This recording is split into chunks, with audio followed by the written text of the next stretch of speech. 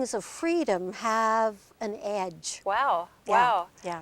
Well, that's one of the reasons I think that fiction is so grand, because it can explore such big issues Yes. and cover so much ground. Now, your first book took a little different tact. Oh, You've got quite, totally we've got here, and we don't want to tell the end of this one. This is a book I think that anybody who loves a good mystery would like, but especially women, I think would really resonate to this book, Gothic Spring. But very different from your first book, Yes. which is called Heartland. Heartland. And it is, tell us about Heartland. Well,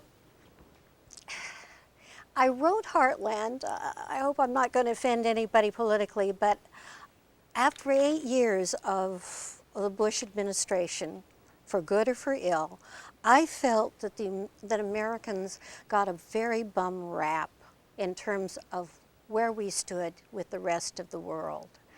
I really feel, Janice, that, and I bummed around the world. I mean, I've already told you I was in Africa, and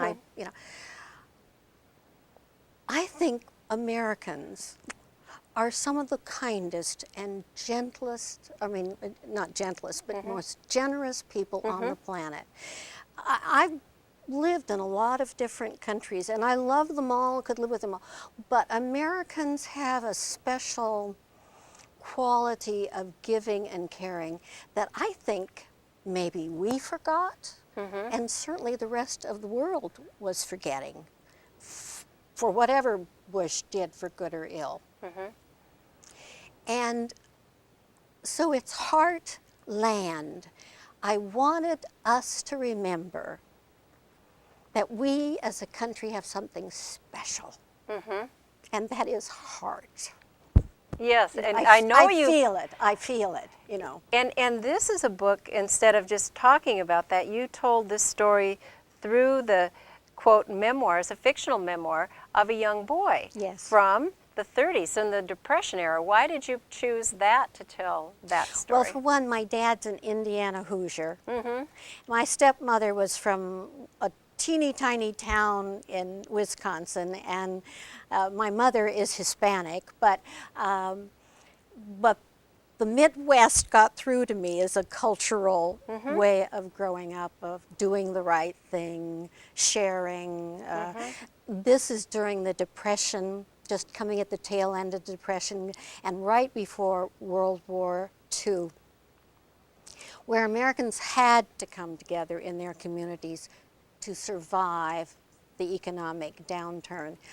And I thought those were times that we were going through too. And I wanted us to remember that, you know, as a nation we have a backbone, we have a camaraderie, we have a fellow feeling.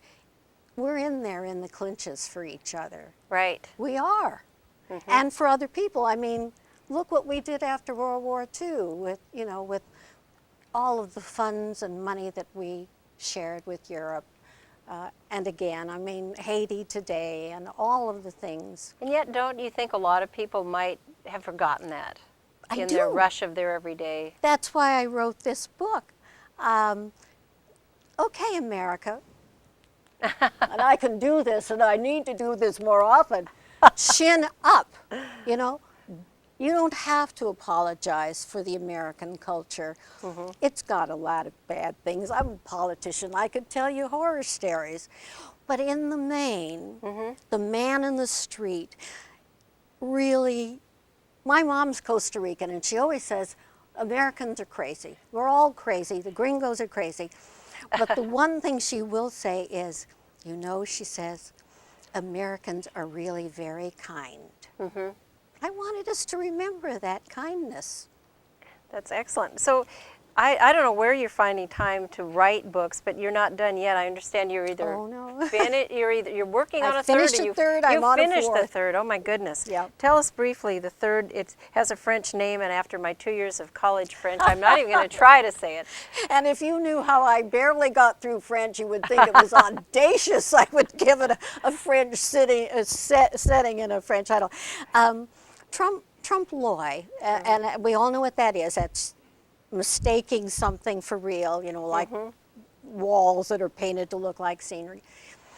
really is a little more philosophical. It deals with what it is we think we know, how we really know, and what we really don't know. Well. And it looks at the way mankind tries to make sense of why we're here, religion, science, and mysticism. What would you give advice to anybody out there thinking, oh, all my life I've wanted to write a book? What advice would you give people? You know, Janice, I would give advice beyond just writing.